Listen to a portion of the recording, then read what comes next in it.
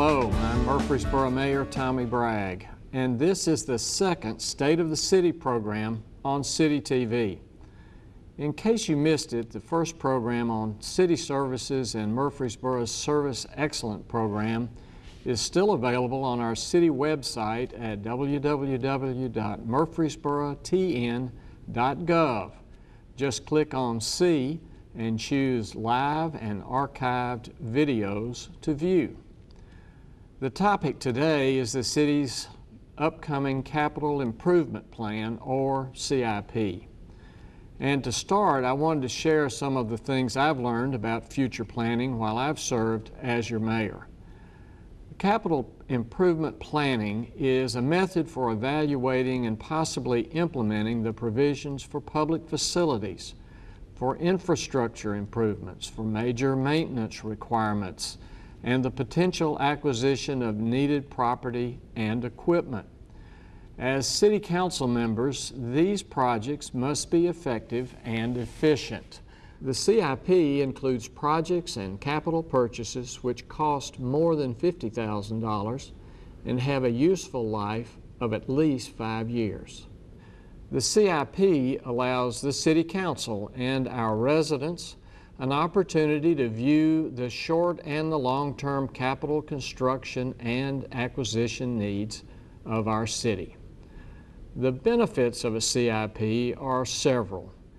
First, it fosters a sound and stable financial program over a 5-year period, given a set of revenue and expenditure assumptions.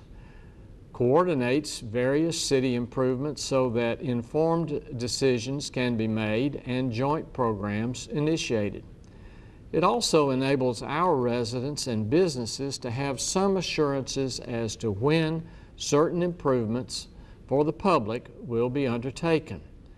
It also focuses on the goals and needs of the city through the provision of new facilities and infrastructure improvements.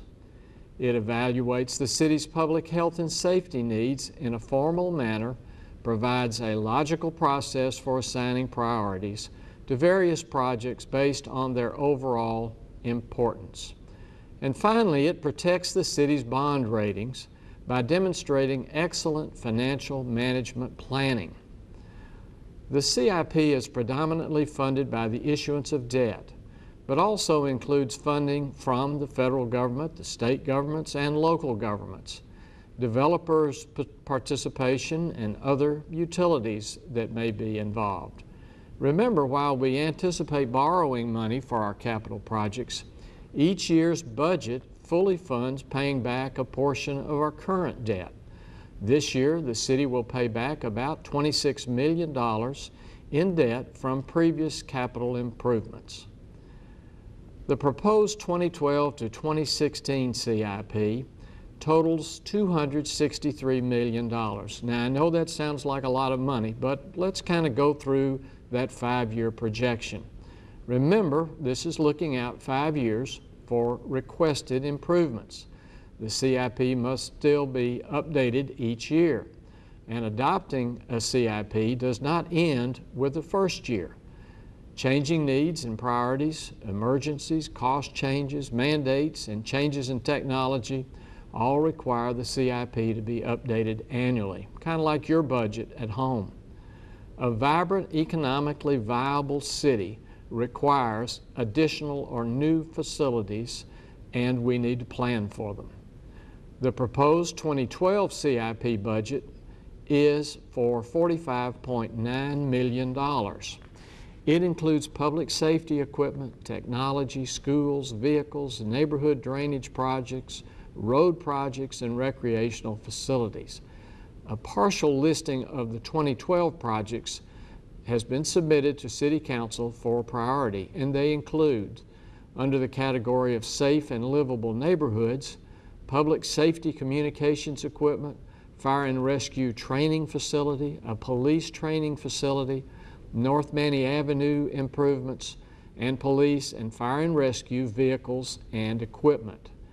In the subcategory of financial and economic health, the Veterans Parkway continuation is included, finishing Joe B. Jackson Parkway, a continued downtown revitalization, and the Braideville Pike engineering.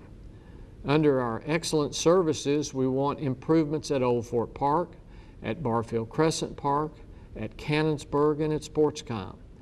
We want to look at land acquisition for a park in West Murfreesboro, land for a new city elementary school in the Blackman area, a new senior center bus, and replacement of solid waste automated side loaders that you see on the streets every day, as well as replacement of our very popular Rover buses, and the building of a first tee small 6-hole golf course for a training facility at Old Fort Park. The first year of the CIP represents our recommended CIP budget for 2012. The City Council's adopted budget already includes the principal and interest payments for this part of our capital improvement plan. And now some information about Murfreesboro's current debt portfolio. As of June 30th, 2012, the city's general long-term debt is $194.6 million. Again, that sounds like a large number, but the 2012-2013 budget is $117 million. So if you compare one year's budget with the long-term debt, I think it compares favorably. The city has one fixed-rate bond issue outstanding included in the debt, which was issued in fiscal year 10 to refund 5 variable rate loans. The debt service on that bond issued will be paid in the same time frame as the initial loans, which were refunded. We're not stretching out any payments, we just refunded it and borrowed at a lower rate. At this time, Murfreesboro has 5 outstanding loans issued through the variable rate debt program managed by the Tennessee Municipal Bond Fund. Variable rate debt obligations total approximately 56% of the city's outstanding debt. The interest rate for the fiscal year 13 variable rate debt has been budgeted at 2.5%.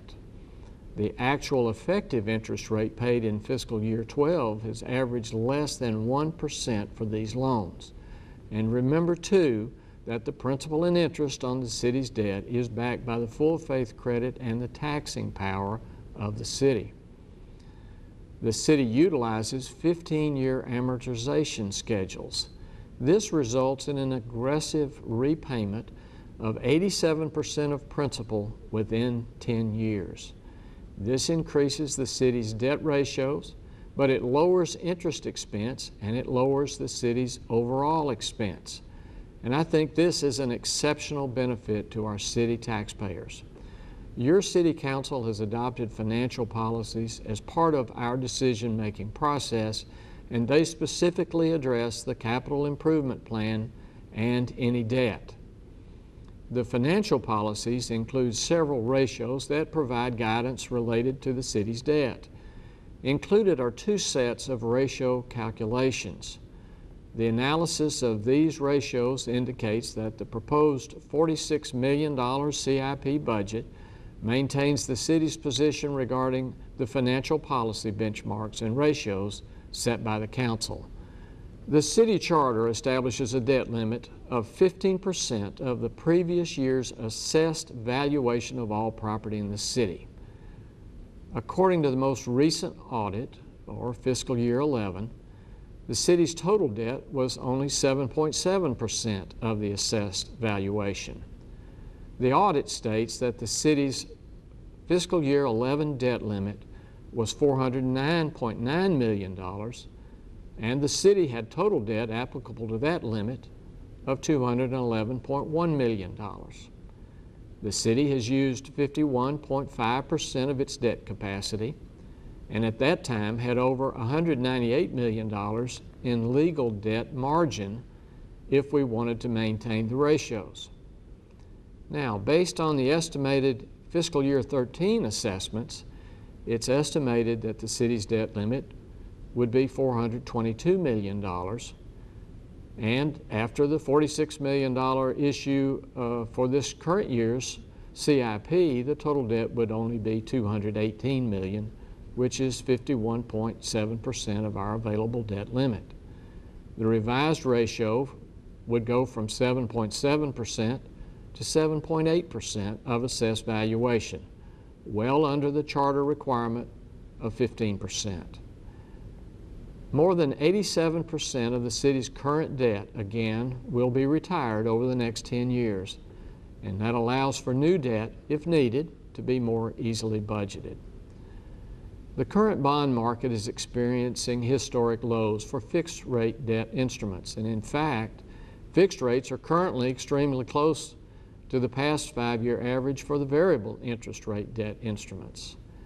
Your City Council will continue to review and plan for the future needs of our city.